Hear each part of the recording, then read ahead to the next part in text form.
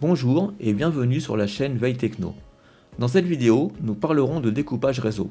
Nous verrons ce qu'est le subnetting et dans quel cas l'utiliser. Ensuite, nous parlerons du découpage réseau à taille fixe, puis des découpages réseau à taille variable, dit VLSM. Nous sommes désormais prêts pour commencer, je vous laisse monter dans le train de la Veille Techno et vous souhaite un bon voyage dans l'univers du réseau.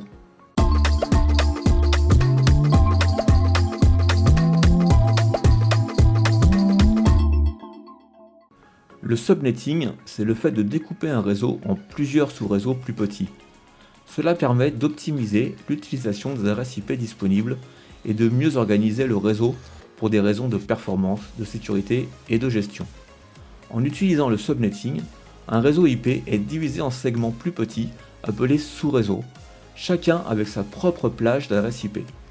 Cela permet de regrouper les périphériques en fonction de leur emplacement géographique, de leur fonction ou d'autres critères pertinents. Voyons plus concrètement ce que peut nous apporter le subnetting. En divisant un grand réseau en sous-réseaux plus petits, le subnetting permet une utilisation plus efficace des adresses IP disponibles. Cela évite le gaspillage des adresses non utilisées en assignant uniquement celles nécessaires à chaque sous-réseau. Comme nous pouvons le voir dans l'exemple ci-dessous, sans découpage réseau, à gauche, la perte d'adresses est bien plus conséquente comparée au subnetting à droite. En séparant le réseau en sous-réseaux, il est possible d'appliquer des politiques de sécurité spécifiques à chaque sous-réseau. Par exemple, un sous-réseau contenant des serveurs sensibles peut être configuré avec des règles de pare-feu plus strictes que ceux destinés aux utilisateurs finaux. Le subnetting permet une gestion plus organisée du réseau en regroupant, par exemple, les périphériques similaires ou géographiquement proches dans des sous-réseaux distincts. Cela facilite la surveillance, la maintenance et la configuration du réseau. Les sous-réseaux réduisent le trafic de diffusion en limitant la portée des messages diffusés uniquement aux périphériques du même sous-réseau. Cela améliore les performances du réseau en réduisant la charge de diffusion inutile. Sur le réseau de gauche, le message se propage dans tous les équipements, alors que si les équipements sont séparés sur différents sous-réseaux, comme à droite, le message ne sera diffusé que dans le sous-réseau ciblé et donc aux bons équipements. En cas de panne ou de problème sur un sous-réseau spécifique, le reste du réseau peut continuer à fonctionner normalement. Cela permet d'isoler les problèmes et de les résoudre plus rapidement sans perturber l'ensemble du réseau. À gauche, si un problème survient sur le réseau, tous les services seront impactés, alors qu'à droite, si un des sous-réseaux tombe en panne, les autres continuent de fonctionner normalement. Le subnetting est une pratique essentielle pour optimiser les performances, renforcer la sécurité et simplifier la gestion des réseaux informatiques. Et il existe deux types de découpage réseau. Le découpage à taille fixe, qui permet de découper un réseau en plusieurs sous-réseaux égaux, et le découpage à taille variable, qui permet de découper un réseau en plusieurs parties de taille différentes. Commençons par le découpage à taille fixe. Prenons un exemple simple. Une société désire découper son réseau en 3 sous-réseaux identiques. Un pour le service direction, un pour le service commercial et un dernier pour le service comptabilité. Nous allons prendre comme base le réseau 192.168.10.0/24. Il nous faut donc diviser ce réseau en 3 sous-réseaux de taille identique. Souvenez-vous, c'est le masque qui définit notre réseau. Il nous faut donc déterminer notre nouveau masque. Commençons par convertir notre adresse ainsi que notre masque en binaire. Si vous ne savez pas comment effectuer cette conversion, je vous suggère de visionner ma vidéo précédente sur les adresses IP et le binaire. Nous avons donc en bleu le NetID et en vert le HostID. Ensuite, nous allons devoir emprunter des bits à la partie haute pour les donner à la partie réseau. Nous savons que 1 bit permet 2 puissance 1 haute, 2 bits 2 puissance 2 haute, etc. Pour savoir combien de bits nous devons emprunter à la partie haute, il faut que 2 à la puissance nombre de bits empruntés soit supérieur ou égal au nombre de sous-réseaux requis. Dans notre cas, nous avons besoin de 3 sous-réseaux. 2 à la puissance 1 égale 2, ce n'est pas suffisant. 2 à la puissance 2 égale 4. Nous devons donc emprunter 2 bits à la partie haute. Notre nouveau masque ne sera donc plus /24, mais /26. Maintenant, il nous faut déterminer pour chaque sous-réseau nos adresses réseau. Rien de plus facile.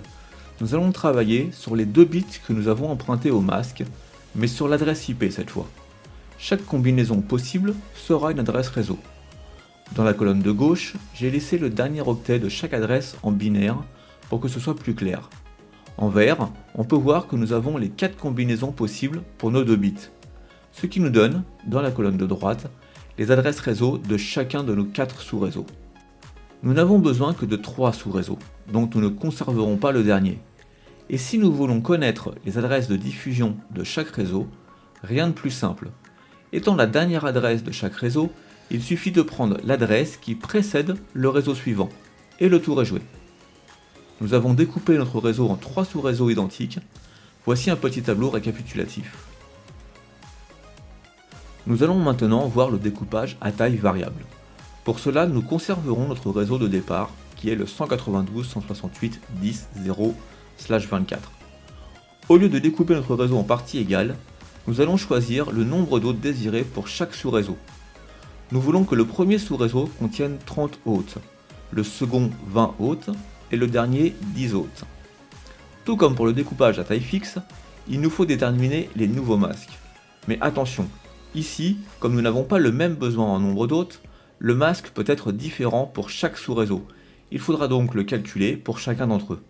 Nous commencerons toujours par le plus gros sous-réseau pour aller vers le plus petit. Démarrons donc par SR1. Pour déterminer son nouveau masque, il nous faut convertir le nombre d'hôtes requis, ici 30, en binaire. Si vous avez vu ma précédente vidéo, vous vous souviendrez de notre tableau de calcul que je vous affiche maintenant. 30 en binaire nous donne ceci. Nous constatons que nous n'avons besoin que de 5 bits pour générer 30 hôtes. Pour voir cela, il suffit de supprimer les zéros qui précèdent le premier bit à 1 et de conserver les bits restants. Nous ne conserverons donc que 5 bits pour le host ID, le reste sera réservé au net ID. Nous pouvons désormais en déduire notre nouveau masque pour ce premier sous-réseau, c'est-à-dire tous les bits à 1 sauf les 5 derniers à 0 pour la partie haute. Nous avons donc notre nouveau masque, notre adresse réseau, qui est celle de notre réseau de départ, et notre adresse de diffusion que vous savez maintenant calculer. Si ce n'est pas le cas, rendez-vous dans ma vidéo précédente sur les adresses IP et le binaire. Ce sous-réseau peut contenir 30 hôtes, ce qui est parfait puisque c'est exactement ce que l'on nous demande. Passons désormais au second sous-réseau SR2 qui nécessite 20 hôtes. La démarche est la même. On convertit 20 en binaire, on conserve les bits nécessaires à la génération de nos 20 hôtes en supprimant les zéros précédant le premier bit à 1, et il nous reste, là aussi, 5 bits. Le nouveau masque de notre second sous-réseau sera donc le même que pour le premier. L'adresse réseau sera l'adresse juste après l'adresse de diffusion du premier sous-réseau, et on calcule ensuite l'adresse de diffusion. Nous arrivons maintenant à notre dernier sous-réseau dans lequel on nous demande 10 hôtes. On convertit 10 en binaire, on supprime les zéros, et on compte le nombre de bits restants. Ici, il ne reste plus 5 bits, mais 4.